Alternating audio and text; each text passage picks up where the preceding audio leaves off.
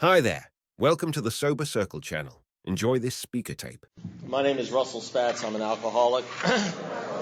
I'm a member of the Carl Gables group. I haven't found necessary to have a drink, nor have I had one since January 25th, 1981.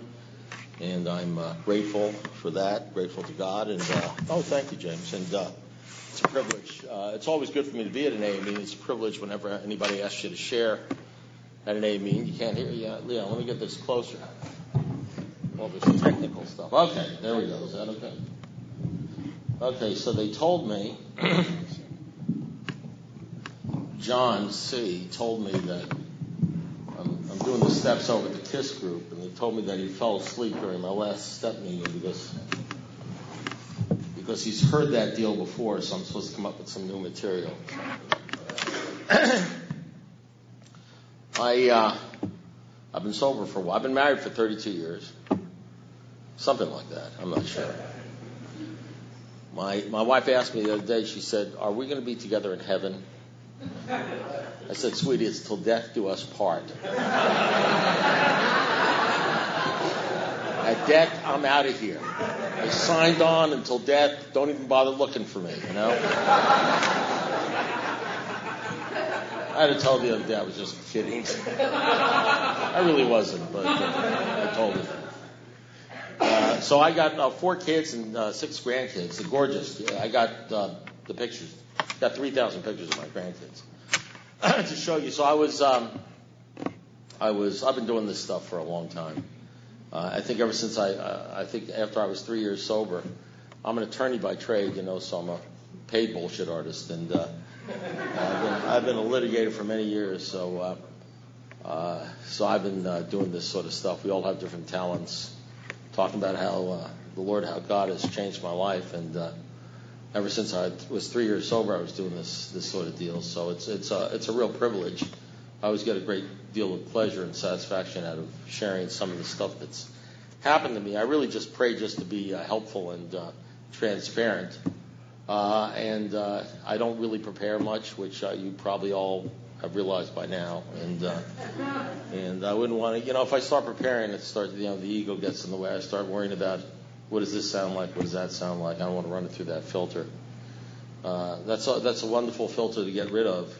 Right around the time you start losing fear of people, you start becoming honest and transparent, and that's what I want to be. I want to be genuine, and as genuine you could be being an alcoholic. So I was. It says our stories disclosed in a general way. By the way, just in case I missed this, I'm not going to talk a lot. It's not going to be a big drunk-a-log. You're just going to have to trust me that I'm in Alcoholics Anonymous because I used to drink. I used to drink against my will. You ever do that deal where you wake up in the morning and say, "I'm not going to have a drink today," and by 5 o'clock you're drunk? Then you wake up the next morning and say, "I'm not going to buy booze today," and by 5 o'clock you're searching for dimes, nickels, and quarters so you can buy a quart bottle of Carlos Rossi Chianti and sit by the phonograph record and drink yourself until you're unconscious. And I said, "I'm not going to go to the bar today." And I did it over and over. When you start drinking against your will, my life turned into a bottle. And that's why I came to Alcoholics Anonymous. I didn't come to find God or to change my personality. I thought I had a great I told my sponsor when I was upset one day, and I told him, he said, "You ought to watch that anger thing." I said, "Well, that's just my personality." He says, "Well, it's your personality that's killing you." And and it's easy to get rid of the alcohol, but what do you do when they tell you got to get rid of your personality when you're in love with your personality, and your personality is killing you? And I think I'm going to talk a little bit about that deal, what that means to me. That has the first step in getting out of jail is you got to know you're in jail in the first place. And the first jail I had to find out about was the imprisonment of alcohol.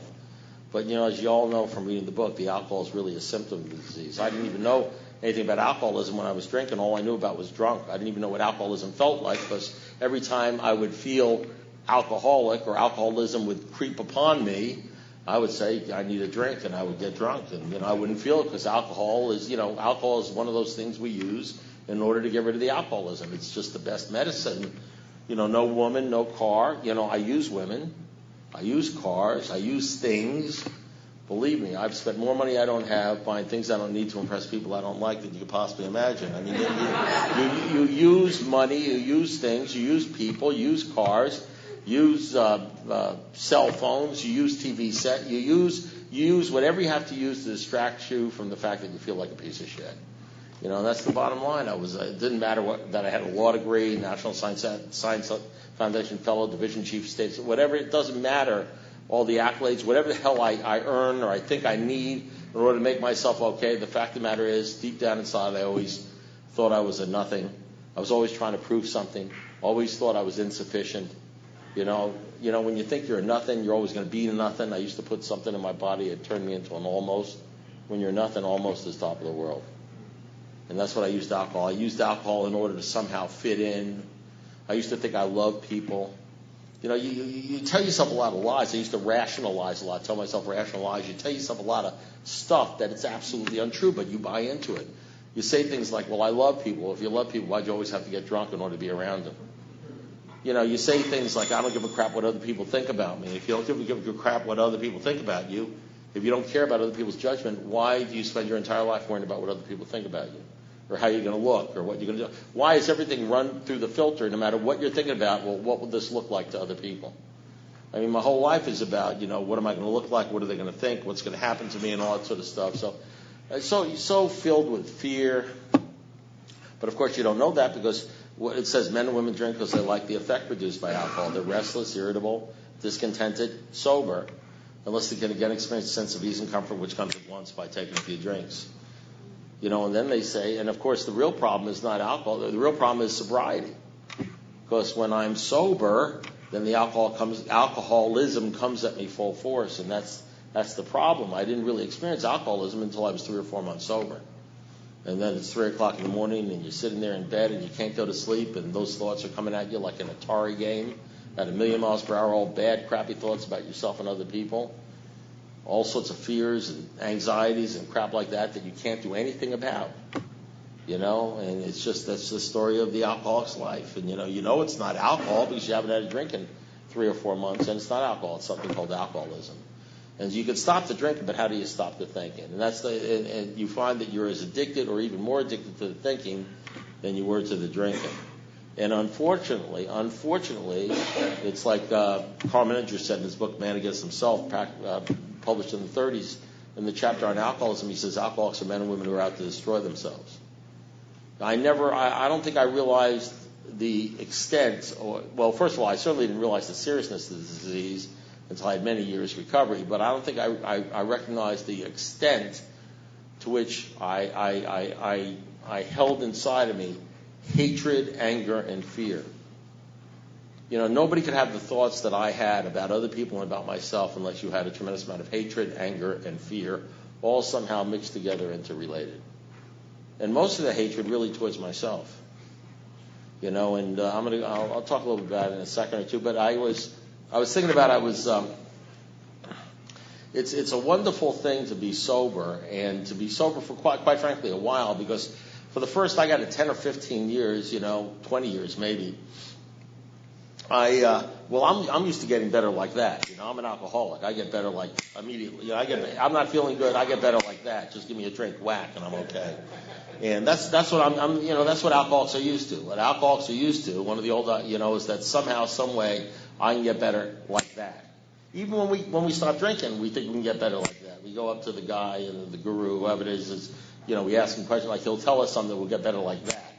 And anybody who's been around here for a while knows it doesn't work like that. That is 15 years, and that's it takes time. Things take time. It's a nervous laugh I hear. So in any event, what if this son of a bitch is right? I am right, but it's okay. So, but what happens is the good thing about what happens is with the time I have now, and my sponsor is 57 years, so I'm not brave. It's just with the time I have now, I've had occasion as time goes on, you just see more things. You start connecting dots. You connect the dots. You see things. The first 10 or 15 years I spent in hand-to-hand combat with reality, because now you're not drinking, but you're still thinking, you're still working, you're still dealing with life, you're raising kids, you're raising grandkids, you're dealing with bosses, you're dealing with judges, you're dealing with life, you're dealing with people in A, you're dealing with all the horseshit and wonderfulness that is life. And if you're an alcoholic, you understand what that's all about. That's like crisis management. Because if you're an alcoholic, everything is like horribleness in a crisis, and it's all going to lead to your death. There's no probation; it's always death. And it's a wild deal. And so for the first 15, but the truth of the matter is, and I thought that would never go away, and I thought it would never stop, and it has stopped. And it took a while, but it has stopped, and you get to sort of see things and look back on things, and see how things sort of fit together. I had 4 of my grandkids and a niece over. I have 4 granddaughters and 2 grandsons, and I think I had 4 of my granddaughters over, and one of my grandnieces over, and there must have been a grandson over because there was a little boy there too or something. I don't know. They show up at the table, I feed them. What do I know? I forget their names. I mix them all up, But they're between the ages of like 5 and 9 or 10. They're really cute. And 2 dogs. So yeah, 2. I got James and Rachel's dog now because we're trying to get puppies with our frigid Shih Tzu. Well, either our Shih Tzu is frigid or his or Bruno Ravioli has a problem with women. I don't know. We haven't figured that one out. My wife knows all about that deal. Has some dogs going into heat or something. But in any event.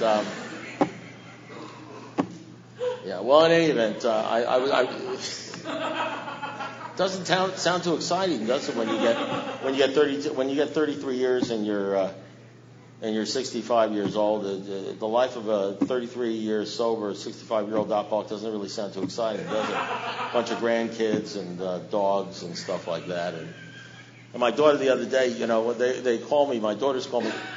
They say, "Dad, you're such a lame. You're so boring. You're such a lame." I said, "Oh man, thank God I almost died out there on the streets with the excitement." I took some guy about 10 years ago to an AA meeting, and some new guy, and he liked it and he loved it, and we went to a Denny's afterwards, and we're sitting at the Denny's and having coffee at 10:30 on a Saturday night, and I was talking to him about AA or whatever the heck I was talking about. And I think I had about 10 years at the time, and he was brand new, and he looked at me. He was about 20 years old, and he said to me, he says, "Well, that was really great, that AA." He says, "But what do you guys do for fun?" It's 10:30s at Denny's. We're the only ones there on a Saturday night. He says, "What do you guys do for fun?" And I didn't have the heart to tell him that I was having a good time. I know what I said.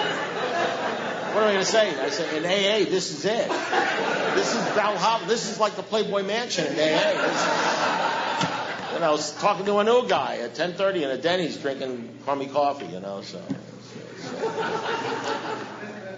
So in any event, I was I had these kids over, and I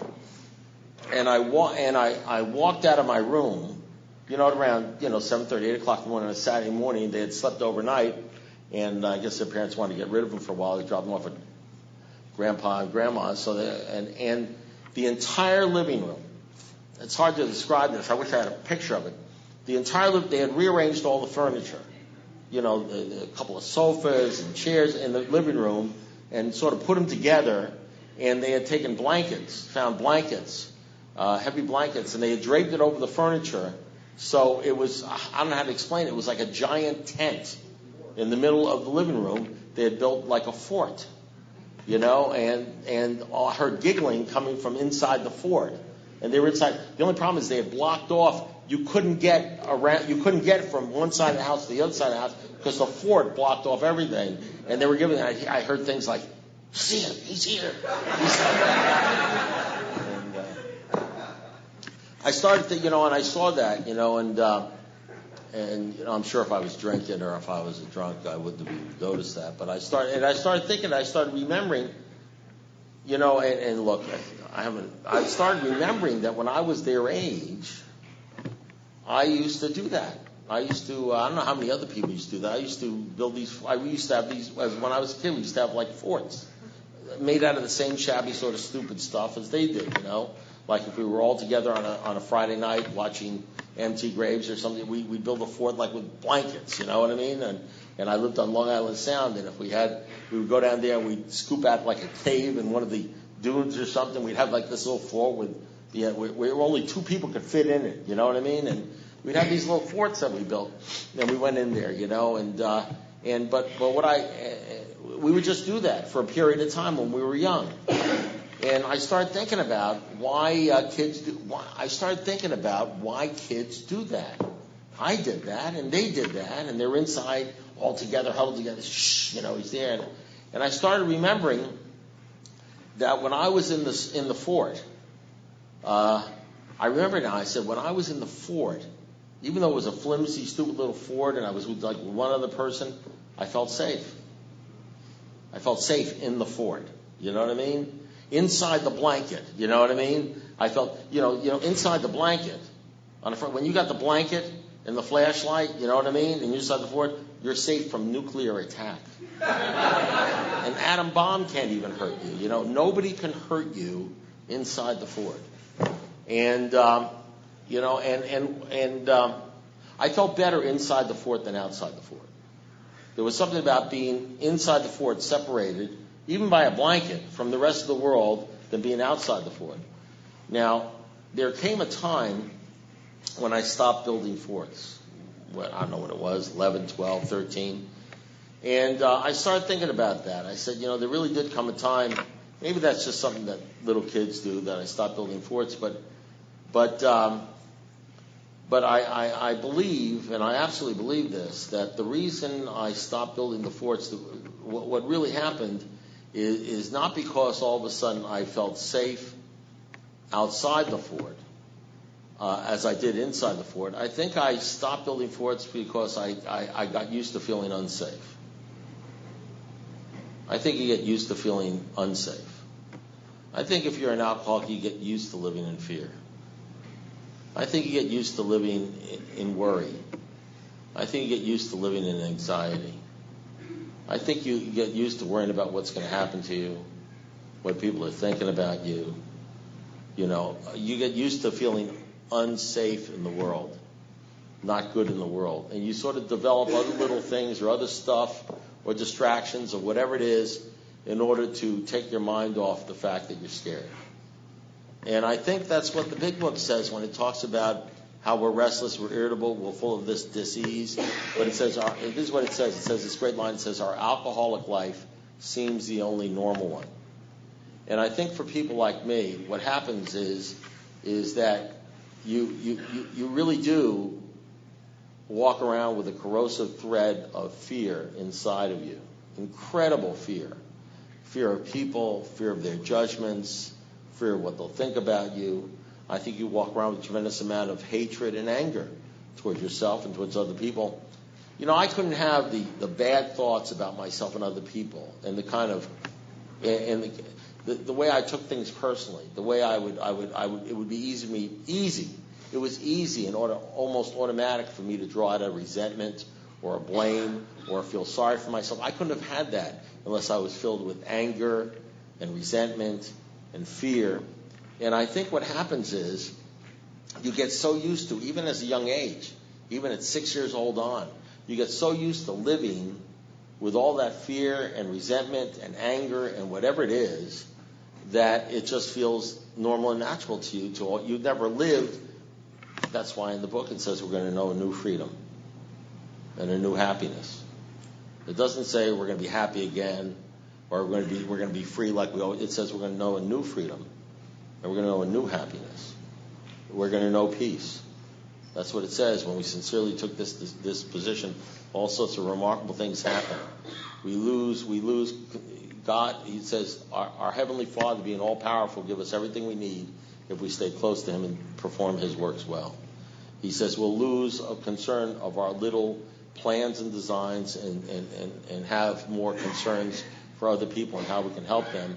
Fear of today, yesterday, and the hereafter will leave us. We'll be reborn if we utterly give our life over to Him. That's what it says in the big book. That's what this thing is all about to me. That's what real sobriety, emotional sobriety is. Bill Wilson called the next frontier. He said the real problem is it says that we have unhealthy dependencies. In the big book, it says the real deal back between 1935 and 39, before the big book was written, the book that says, rarely have we seen a person fail as thoroughly followed our path. So the real deal is that we've experienced much of heaven. We've been rocketed in the fourth dimension of existence. That God has become the centerpiece of our life. That without question, we have no doubt that he lives in our hearts and minds in a way which is indeed miraculous. He has done for us what we can't do for ourselves. And that's what it says throughout the book. It says we never apologize for God. He says our life is on a new basis now, the basis of trusting and relying upon God. It says, and then we have serenity and we'll know peace. And I've seen a lot of people, I've sponsored hundreds of men, I've seen a lot of people go through AA, and they all get sober, physically sober. They all join the not drinking club. AA's been watered down quite a lot. I don't want to hurt your feelings. I love AA, or I don't want to make you feel bad, but AA's been watered down quite a lot since 1935. And, between 1935 and 1939, they used to have you get down on your knees, give your life to the Lord, before you can get into a meeting. You can check it out. I'm not telling you anything that's not in the material, conference-approved material, talk about the good old days. And then when we wrote, and in the book that you read, it says, rarely have seen a person fail as thoroughly followed our path. And their path at that time, with the three books they found were absolutely essential, was 1 Corinthians 13, Sermon on the Mount, Matthew 5, 6, and 7, and the book of James. And, of course, in AA, not only aren't they essential anymore, but people will stone you if you mention anything about that stuff, unless you have 33 years. Then they don't stone you so much, They get interested sometimes because they may want what you have. They may want more than just mere sobriety. They may want the peace. They may want to be rocketed in the fourth dimension of existence. They may want that to experience much of heaven. But there are some people that don't want what we have. They just want to stay sober. And you can join the not drinking club. They really start forwarding this down from the beginning. The requirement to be a member of Alcoholics Anonymous was not much. All you needed was an honest desire to stay sober. And then they took the word honest away.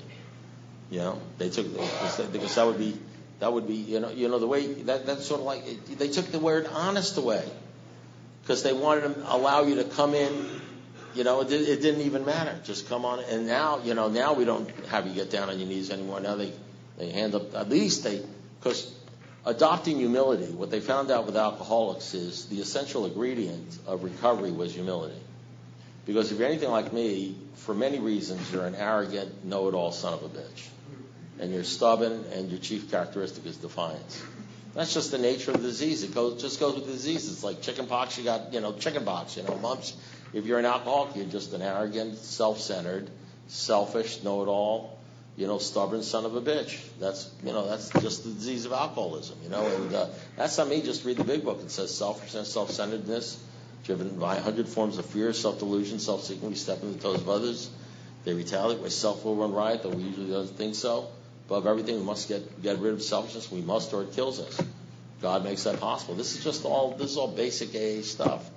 And you don't have a shot of having a relationship with God or doing this thing or getting what they got unless you somehow, some way can adopt some sort of humility. And if you're anybody like me, humility is a foreign word to me. I don't know anything about humility. I know about arrogance. I can write a book on arrogance. But I'll tell you what I do know about. I do know about humiliation. And what they found with alcoholics, and Dr. Thibault found this, is that what we need is routine and constant humiliation and death. And that's why that's the first thing that happens in here. You get humiliated to the point where you actually at least come in here. Now, in the old days, they knew how to humiliate you. They would tell you want to get in, get down on your knees. And it's humiliating. It's humbling to get down on your knees in front of 10 or 15 or 20 people. Give your life to God. And give. That's humiliating. And but something, people would do it. I guess they were desperate, and they would do it. And then they'd be allowed in the meetings, and those must have been interesting meetings, huh?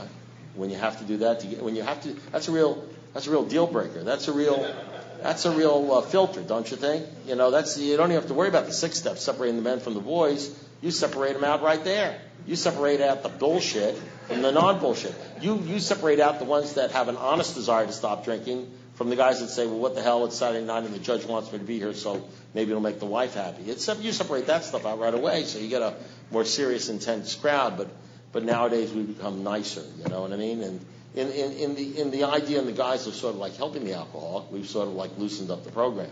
So we took away the way honest. Now you don't have to be honest. You just have to have a desire to stay sober.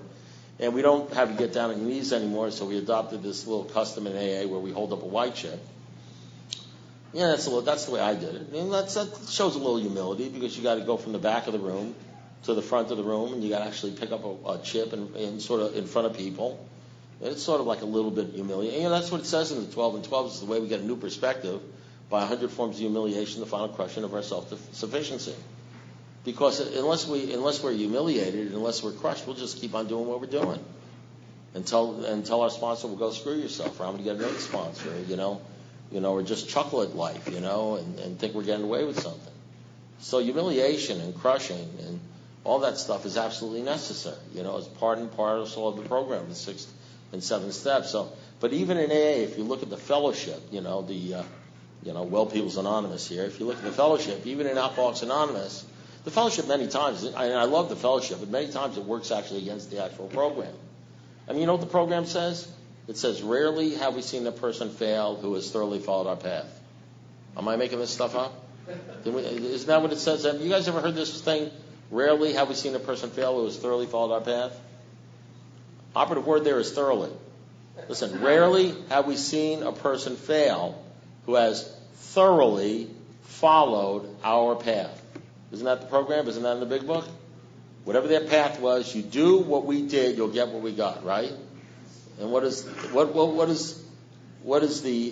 People's Anonymous say? Take what you like and leave the rest. The program says, do this exactly the way it's laid out. It even writes a book, chapter to the agnostics. It says this kind of thinking has to be abandoned. The program says you have to have a relationship with God.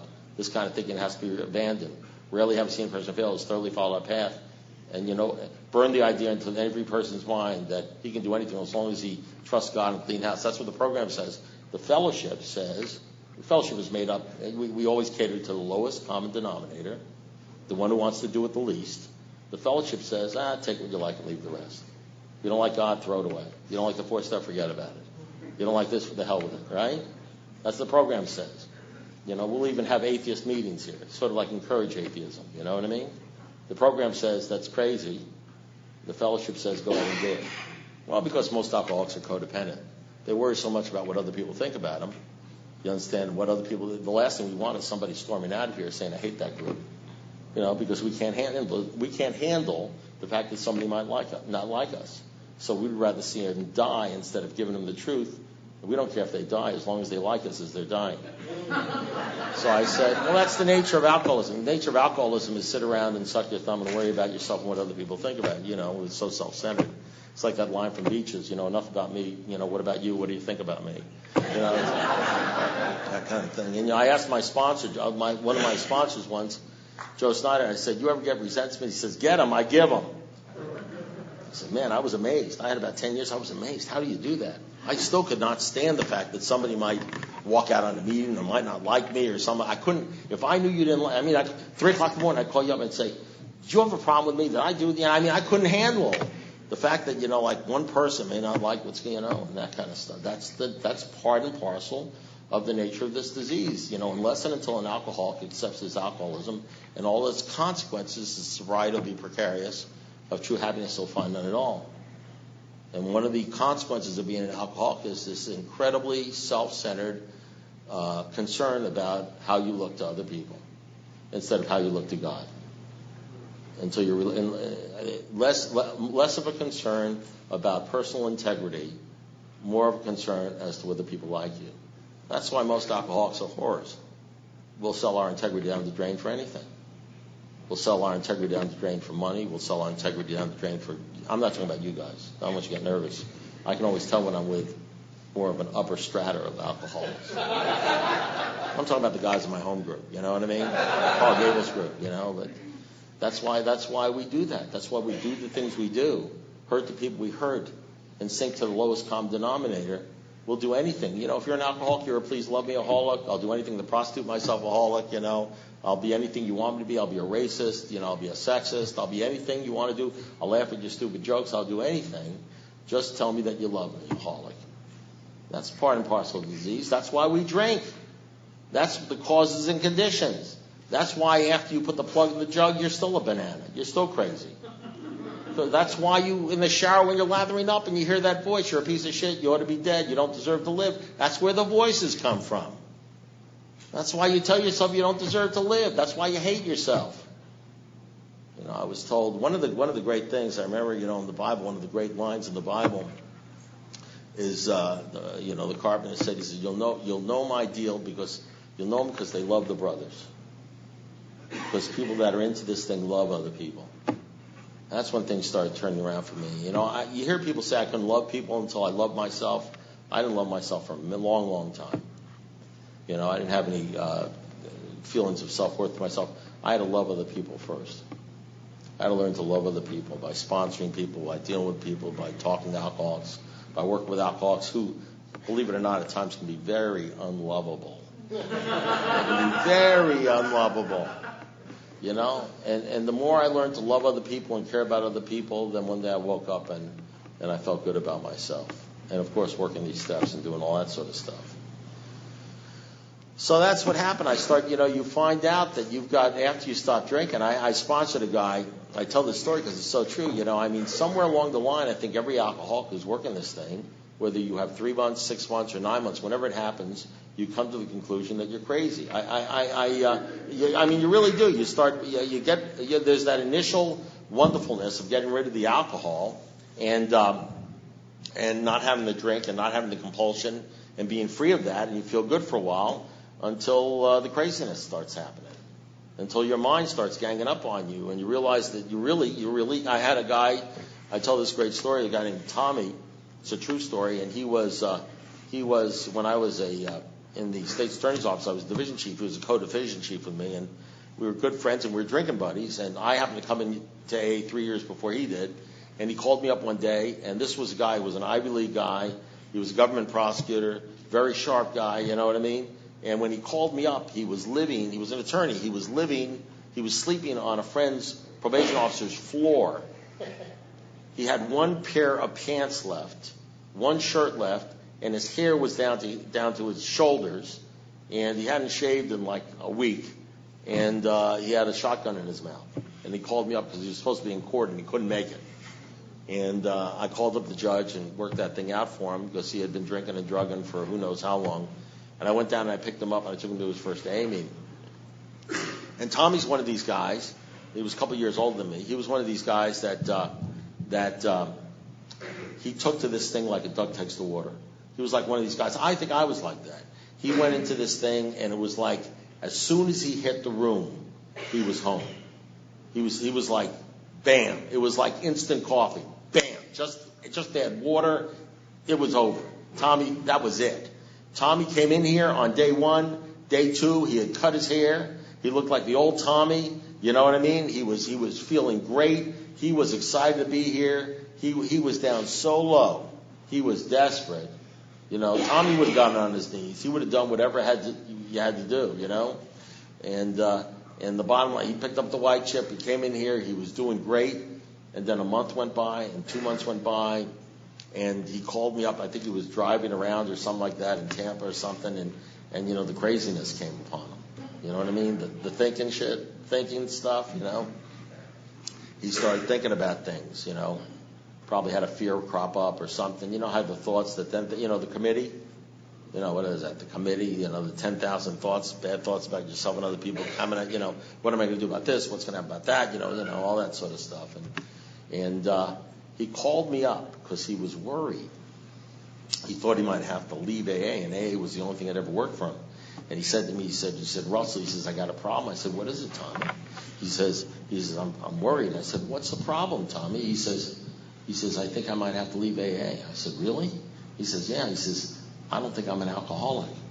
I said, you don't? He says, no. He says, I think I'm just crazy. And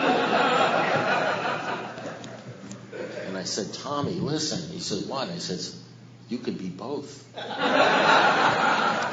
He said, really? I said, absolutely. He says, oh, thank God. I thought I had to leave. So, for some of you, you've already realized you've been sober for a little while, right? And it's probably dawned upon you that you're crazy. You got crazy thoughts about yourself and other people. You can't stop thinking. You can't stop thinking about the money. You can't stop thinking about the woman. You can't stop thinking about the man. You can't stop thinking about the sex. You can't stop thinking about yourself. You can't stop thinking about your life. You can't stop thinking about your boss. You can't stop thinking about the job. You can't stop thinking about the not having the job. You can't stop thinking about the car, the house, the accident, whatever the hell it is. You just can't stop thinking about it. You told yourself one day, you said, well, I got to stop thinking about this. This is killing me. And you stopped for 30 seconds and you picked it up again. You went into a meeting and you were thinking all these bad thoughts about yourself and other people and what's going to happen, everything. And you were 15 minutes in the meeting before you realized somebody was talking. Then all of a sudden you looked up and you saw there's the dancing monkey. Here he is, Russell. You started listening. He distracted you from your thoughts. Maybe said a few things to make you feel good. A couple of truths sort of excited you a little bit. You stopped thinking about your crazy shit, right? You went to this meeting and all of a sudden the meeting was over and you felt good, right, for about 5 or 10 minutes. Then you got in your car and you drove away and you started getting crazy again. Until the next meeting, right? And so you turn on the TV and you watch the billboards as you're driving around and you live in a world where it's just a bunch of mirrors telling you how insufficient and stupid you are. Everybody on TV looks better than you. Every billboard you see says, buy this or an idiot. Buy this or you're stupid. You need this, you need that. You turn on TV and the guys are all told that unless they can keep a 4-hour hard-on when they're 70 years old, they're pieces of shit. The women are told unless they get breast enlargements, they're stupid, It's all about buy, get, have. Somehow, some way, you judge who you are and what you are by what you have, what you own, how much money you have, what's in your bank account, how you look, what your weight is. Everything except the shit that's important, except the stuff they talk about in here. So you go to your discussion meetings, all you do is talk about not having the crap that you need to have or losing the stuff that you think you're going to lose. The stuff you were chasing before you came in here that was driving you nuts, that didn't help you in the first place. So now you're chasing the same shit, doing the same stuff, thinking the same things, except now instead of drinking scotch, you sit around day room and you drink coffee, and you can't understand why you feel like so shitty. When you're not even doing the program of recovery because you're not focused on God, you're still focused on the same horse shit you were focused on when you came in here. But you don't want to get better. What you want to do is you don't really want to change. You want to keep your personality. I said to my sponsor, you get these crazy sponsors that treat you like crap. I said to my sponsor, I pointed to my diplomas. I have this wall with all these diplomas and certificates and stuff. And I said, and I had the unfortunate luck. I should have been sponsored by Jesus or Albert Einstein, but they were dead or something. But unfortunately, I got this guy who didn't even graduate 3rd grade, who was a used car salesman from Chicago. And I had Bobby in my office one day, and he was looking at I was showing him my wall where I have all these diplomas and certificates, and I'm educated far beyond my capacity to understand anything. And I said, Bobby, those are my degrees. And he looked at me, he says, Russ, rectal thermometers have degrees, and you know what they do with those? That's what you got. You got to get one of those sponsors, you know what I mean? It seems like every time I was given a particle of truth, they gave me a little truth, they'd have to slug me in the solar plexus first and, bring me down. They knew that's what I needed. I needed to somehow be brought down a peg. It was like every sponsor I had a way of rebuking me or sort of bringing me down a peg. You know what I mean? So I wasn't such a hot shot. And then he'd feed me the truth. And, those are the sponsors I have. So I was like an abused sponsee. See what they say about abused children? They become abusers. So I guess that's the way I am, too. I don't know. But in any event, the great thing is, and I'm grateful, is after being in here, and, I don't do this thing perfectly. I didn't do it perfectly, but I stuck around. I go to a lot of meetings. I probably go to more meetings now. Meetings, Bible study, church, the whole bit. I do the whole deal. Just like saying the book where they encourage church. I know you don't realize this, but in the program, I know if you're in the fellowship says religion bad, right? Isn't that what the fellowship says? Religion bad, church bad, you know what I mean? Clergy bad, you know what I mean? I'm spiritual, I'm not religious. Well, I know that's what the program says because the program caters to the lowest common denominator. But what the fellowship says, the fellowship of the Spirit. There's another fellowship in here. There's a fellowship of the not drinking club. The desire to stop drinking, and then there's the fellowship of the Spirit they talk about at the end. That fellowship gets populated around the 6th step. The 6th step, that's the step where it says it separates the men from the boys. Anyone who does this enough and repeatedly enough and is intense enough where he wants to do this in such a way so that he will constantly grow in the image and likeness of his creator is entitled to be called a man. That's the fellowship of the Spirit. And unfortunately, there are people that are just in the non-drinking fellowship, and there are people that are in the fellowship of the Spirit, a small percentage of people, and we all meet in the same room. And the people that are not in the fellowship of the Spirit, they don't want to hear any of that crap. They just, they say, you do your program, I'll do my program, I haven't had a drink all day, thank you very much, go to hell. You know what I mean? They resent that stuff. But the ones that are in the fellowship of the Spirit who want to be in that fellowship, that want more, you understand what I'm saying? They live for that stuff. That's the stuff they want. They want the rocket ship ride in the fourth dimension. It's like Bill Dotson in Alcoholics Anonymous number 3. Because this is the way I was, and this is what he said in Alcoholics Anonymous number 3. It would be hard to estimate how much AA has done for me. I really wanted the program, and I wanted to go along with it. I noticed that others seemed to have such a release, a happiness, something that I thought a person ought to have. I was trying to find the answer. I knew there was even more. I knew there was something I hadn't got. And I remember one day, a week or two after I'd come out of the hospital, Bill was at my house talking to my wife and me.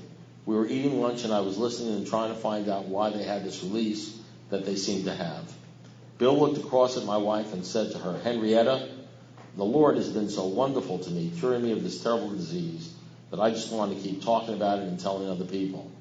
I think I have the answer. Bill was very, very grateful that he had been released from this terrible thing, and he had given God the credit for having done it. And he's so grateful about it, he wants to tell other people about it. That sentence, the Lord has been so wonderful to me, curing me of this terrible disease that I just want to keep telling people about it, has been a sort of golden text for the AA program and for me. And so when you come in here, you all really have a choice, and one of the great things that happened to me is I ran into people that, where it says in here, he says, I knew there was something more, something I hadn't gotten.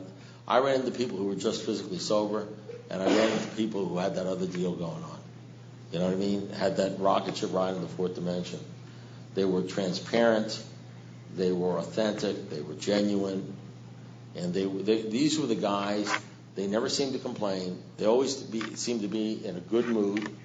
You sort of thought they had no problems, and you found out some of them were dying of cancer, and they were in a good mood. And they were always, their biggest concern was what they were about is trying to help other people. It wasn't about, they weren't the thumb-sucking crybabies. They weren't about, poor me. They weren't about, you wouldn't believe what happened to me today. They weren't about, I can't believe what's happening. I can't believe my boss. They weren't about the complaining or the whining or the crisis. They were about seeing whether they could say anything that was constructive so they could help other people. And those were the guys I wanted, and I didn't know how to get there because I was a thumb-sucking crybaby. I was a you don't understander. I was an if onlyer, if onlyer, you don't understander, from the word go. All I wanted to talk about is, my life and me and my problems. And if only this happened, if only that happened, everything would be okay. I was a blamer. And I didn't know any other way of doing it because your alcoholic life, it's ingrained. The crappy thoughts are mixed with the good thoughts. If there were any good thoughts, and they override the good thoughts. If you're an alcoholic, your entire life is emotion and feelings driven. You do worship a God. My God was my feelings.